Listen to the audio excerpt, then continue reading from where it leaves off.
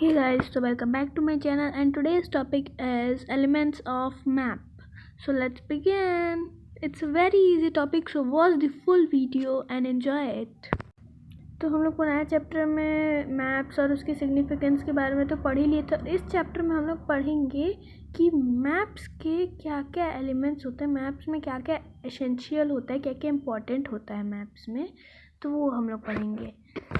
तो मैप्स के elements basically 5 type के होते हैं और जो एकदम मेन एलिमेंट होता है वो टेबुलर फॉर्म में होता है, वो पैराग्राफ से समझाया जाता है। मैप में पहले टाइटल होता है। टाइटल जो होता है वो जैसे कि इंडिया का पॉलिटिकल मैप होगा तो उसमें लिखेगा इंडिया पॉलिटिकल, और वो डिवीज़न देता है नॉर्थ, साउथ, ईस्ट, वेस्ट। और जो मैप का टाइटल होता है वो हमेशा क्लियरली मैप के ऊपर लिखा होता है। दूसरा होता है मैप का डायरेक्शन। एक किसी भी मैप या फिर प्लान जो होता है उसके ऊपर एक सिंबल होता है एन की तरह और उसके नीचे एक एरो होता है ऊपर के साइड, तो फिर वो होता है नॉर्थ को इंडिकेट करता है।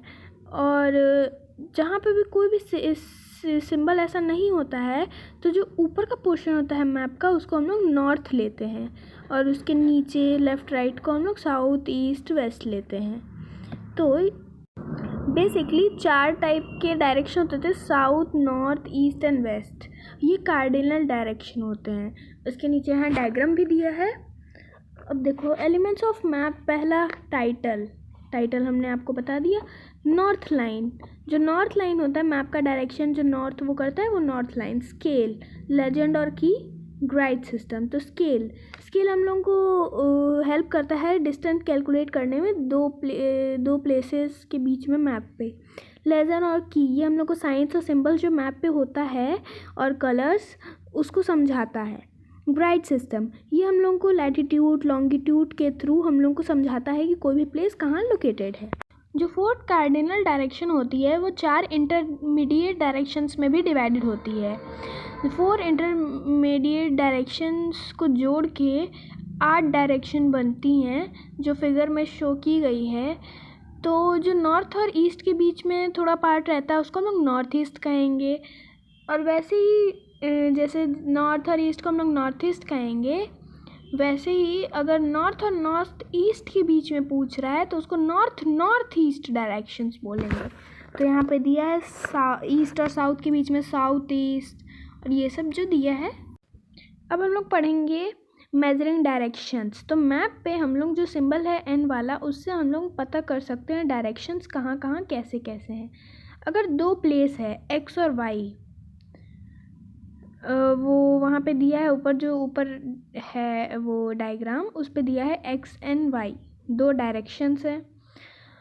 तो हम लोगों को एक्स की डायरेक्शन फाइंड करनी है वाई से। तो पहले हम लोग एक्स और वाई के बीच में ऐसे एक स्ट्रेट लाइन ड्रॉ कर लेंगे। फिर हम लोग वाई के पास एक हॉरिजॉन्टल और वर्टिकल लाइन ड्रॉ करेंगे कार्डिनल डायरेक्शन जो है उसको शो करने के लिए। तो एक्स जो है वो वाई के साउथ ईस्ट में है, जैसे कि देख रहे हैं कि वाई में साउथ ईस्ट में है। तो हम लोग ऐसे पता कर सकते हैं कि वो कौन से डायरेक्शन में है। मैप स्केल, जो स्केल होता है 2 डिस्टेंस के बीच में, वो मैप पे तो एक्चुअल डिस्टेंस में तो बता नहीं सकता है ग्राउंड पे जितना है, और मैप पे तो नहीं बता पाएगा उतना ही। तो वो हम लोग 3 वेज होते हैं मैप्स के स्केल को नापने का। एक पहला होता है वर्बल और स्टेटमेंट स्केल। ये जो है वो वर्ड्स में स्टेट किया जाता है, और इसमें जैसे कि 1 सेंटीमीटर मैप पे 5 किलोमीटर बराबर होता है, ग्राउंड के बराबर। और अब होता है दूसरा ग्राफिकल और लीनियर स्केल। ये जो होता है एक स्ट्रेट लाइन होता है, बहुत सारे लेंथ में डिवाइडेड होता है, और वो अभी हम फ़ोटो दिखा देंगे इसका ताकि आप लोगों को कन्फ्यूज़न ना रहे। तो बहुत सारे स्ट्रेट लाइन में डिवाइडेड है, और वो हम बहुत सारे स्ट्रेट लाइन्स हम लोग को बताता है कि अर्थ के कौन से सरफेस का वो मैप है और कौन सी जगह के पास वो बता रहा है। दूसरे पेज पे इसका डायग्राम है, और इसमें एक लीनियर स्केल है जो 5 इक्वल पार्ट्स में डिवाइडेड है और हर एक पार्ट के बीच में 1-1 सेंटीमीटर का गैप है। और ये जो पार्ट है वो 50 किलोमीटर ग्राउंड पे रिप्रेजेंट करता है। तो ऊपर इसका डायग्राम दिया है।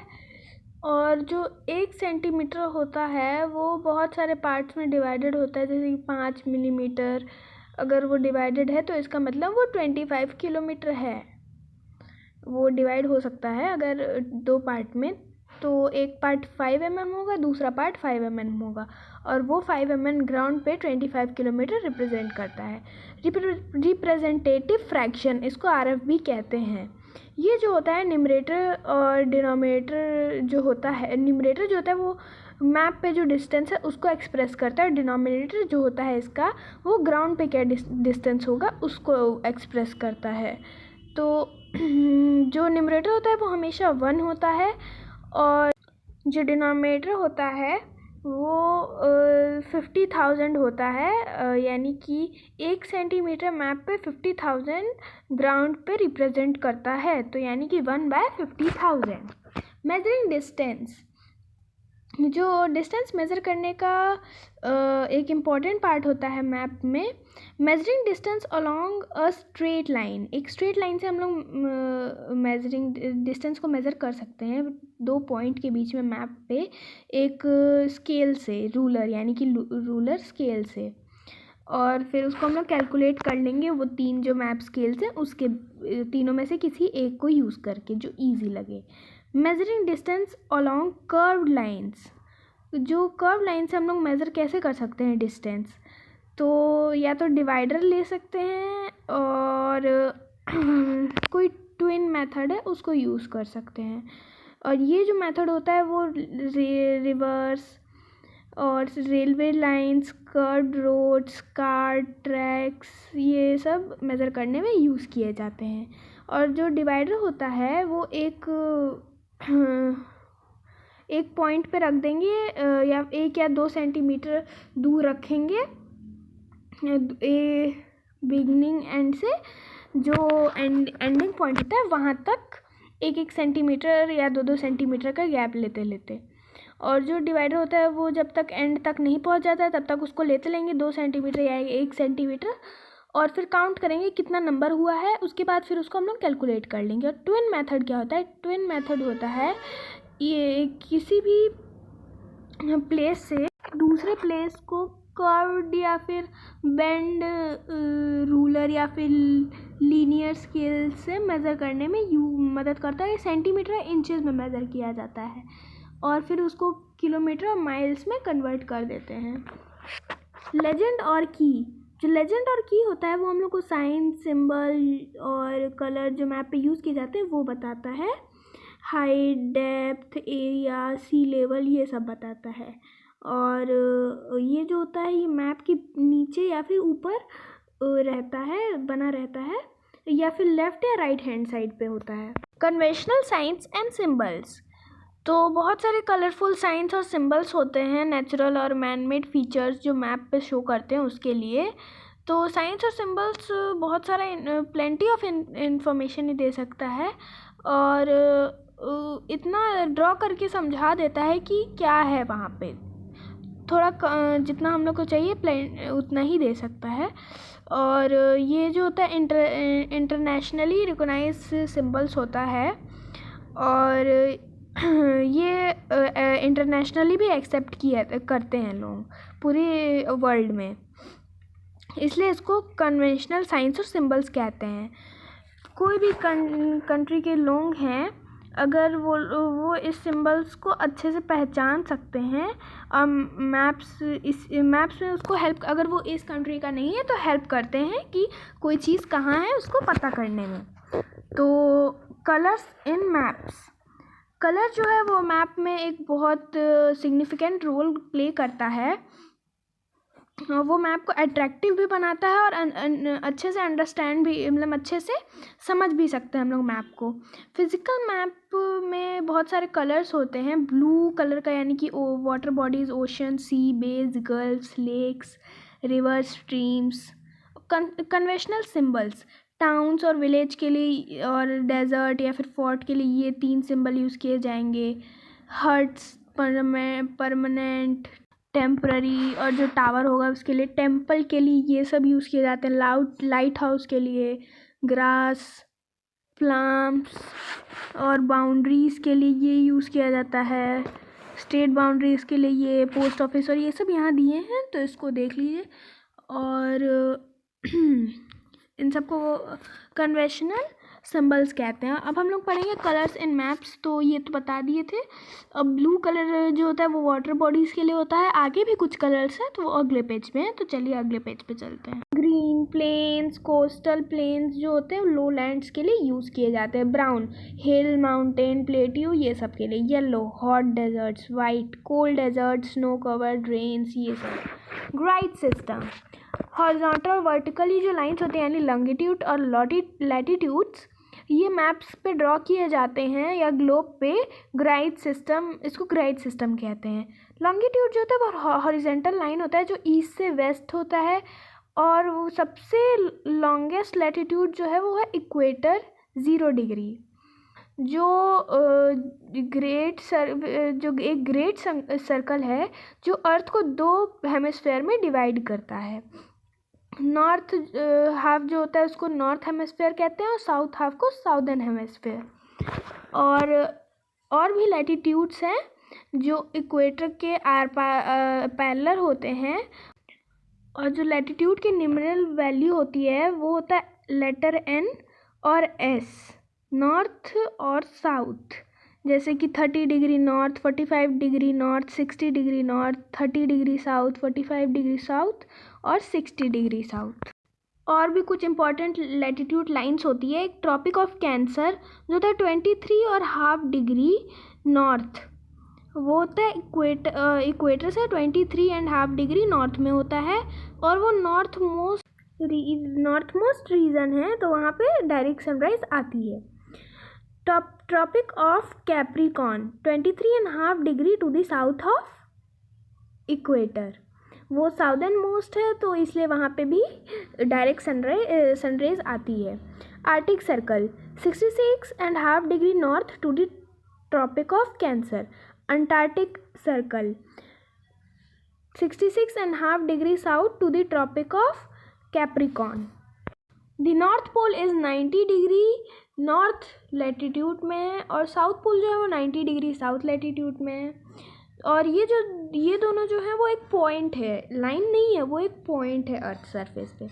लॉन्गिट्यूड वो वर्टिकल होता है नॉर्थ से साउथ की तरफ, और मतलब नॉर्थ पोल से साउथ पोल की पोल टू पोल होता है।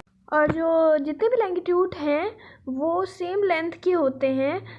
2 अपोजिट लॉन्गिट्यूड है जो अर्थ को एक कंप्लीट सर्कल में डिवाइड कर, एक कंप्लीट सर्कल फॉर्म करता है। 0 डिग्री लॉन्गिट्यूड जिसको प्राइम मेरिडियन भी कहते हैं, और उसका जस्ट अपोजिट होता है 180 degree longitude international date line.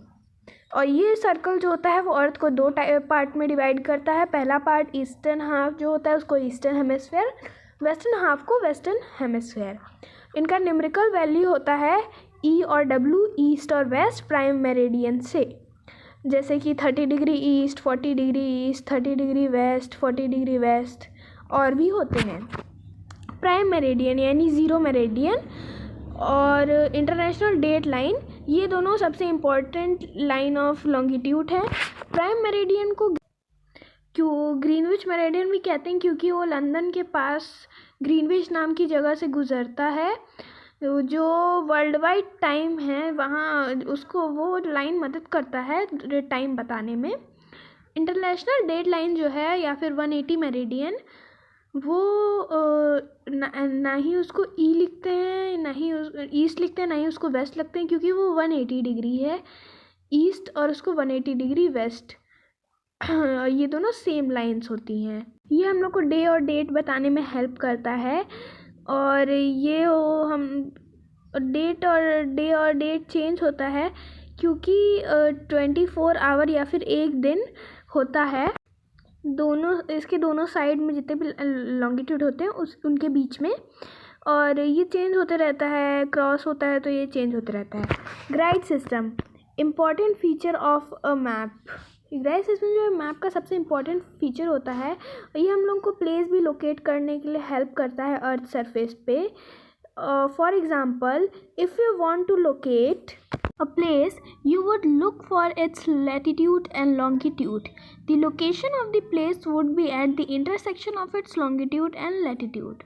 और कोई भी प्लेस को हम लोग देखेंगे और इसकी लैटिट्यूड और लॉन्गिट्यूड को, तो हम लोग उस प्लेस को पता कर लेंगे उसका कि उसका लॉन्गिट्यूड और लैटिट्यूड कहाँ है, और उसको हम लोग बता देंगे उसके इम्पोर्टेंट टाउन, सिटीज़, ये सब कहाँ हैं उसके लैटिट्यूड और लॉन्गिट्यूड के थ्रू। लैटिट्यूड जो होता है वो एक आइडिया भी देता है क्लाइमेट और वेजिटेशन का। Heat zones of earth, 3 heat zones होते हैं या फिर टेम्परेचर जोन्स होते हैं अर्थ के, जो हीट जो होता है सन से उसके बेसिस पे होते हैं। पहला होता है टॉरिड जोन, दूसरा टेम्परेट जोन और तीसरा होता है फ्रिजिड जोन। टॉरिड जोन ये होता है ट्रॉपिक ऑफ कैंसर और ट्रॉपिक ऑफ कैप्रिकॉर्न के बीच में। ये जो होता है उसमें डायरेक्ट सनरेज आती है पूरे साल, इसलिए ये सबसे हॉटेस्ट होता है। और इसमें बहुत छोटा सा डिफरेंस होता है, समर और विंटर के बीच में बहुत छोटा डिफरेंस होता है। इस जो भी इस पार्ट में होता होगा बहुत छोटा सा डिफरेंस होता है। टेम्परेट जोन ये जो होता है वो ट्रॉपिक ऑफ कैंसर और आर्टिक सर्कल के बीच में होता है। तो ये जो होता है साउथ टेम्परेट है, और साउथ टेम्परेट जोन जो होता है वो ट्रॉपिक ऑफ कैप्रिकॉर्न और अंटार्कटिक सर्कल के बीच में होता है। नॉर्थ जो होता है वो ट्रॉपिक ऑफ कैंसर और आर्टिक सर्कल के बीच में होता है। तो यहाँ पे सन सीधे इसका रेज नहीं आता है, इसलिए सबसे कंफर्टेबल जोन होता है जहाँ पे ना ज़्यादा ठंडी होती है ना ज़्यादा गर्मी होती है। लैटिट्यूड और लॉन्गिट्यूड में अब हम लोग पढ़ लेते हैं डिफरेंस। तो लैटिट्यूड जो होता है वो एक डिस्टेंस होता है नॉर्थ और साउथ के बीच में जो मेज़र किया जाता है, और वो हॉरिजॉन्टल होता है ईस्ट से वेस्ट की तरफ, और 0 डिग्री लैटिट्यूड होता है इक्वेटर। 4th पॉइंट, इक्वेटर जो होता है वो ग्रेट सर्कल है जो अर्थ को 2 हेमिस्फीयर में डिवाइड करता है, नॉर्दर्न और साउदर्न हेमिस्फीयर। इसका न्यूमेरिकल वैल्यू होता है नॉर्थ और साउथ। लॉन्गिट्यूड ये होता है एंगुलर डिस्टेंस ईस्ट और वेस्ट के बीच में। प्राइम मेरिडियन होता है सेंटर ऑफ अर्थ से प्राइम मेरिडियन होता है। ये वर्टिकल नॉर्थ से साउथ लाइन होता है।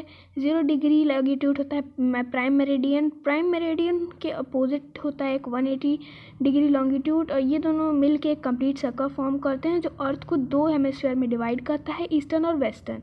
न्यूमेरिकल वैल्यू है ईस्ट और वेस्ट, ई और डब्ल्यू।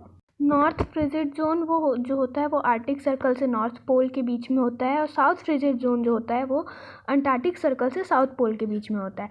सन रेज यहाँ बहुत ही स्लैंटेड पड़ती है, इसलिए और वो एकदम अच्छे से नहीं आती, इसलिए बहुत कोल्डेस्ट रीजन होता है। और समर में तो सन यहाँ पे कम्प्लीटली नहीं वो आता है, और विंटर में सन अच्छे से नहीं उगता है। तो आज ही चैप्टर ख़त्म, अभी ये चैप्टर ख़त्म हो गया, और बहुत इजी चैप्टर था, इसमें हमको कुछ भी मुश्किल तो लगा नहीं। अगर पसंद आया होगा तो लाइक शेयर सब्सक्राइब कर देना, और क्या कहते हैं अगले सेशन में मिलेंगे। अगला सेशन हमारा होगा फिज़िक्स का। हाँ, फिज़िक्स का होगा, वो मेजरमेंट चैप्टर, ठीक है। तो कुछ पढ़ लेना गूगल से, अगर पढ़ पाओगे, नहीं तो मैं पूरा चैप्टर पढ़ा देंगे, ठीक है। तब तक के लिए बाय बाय।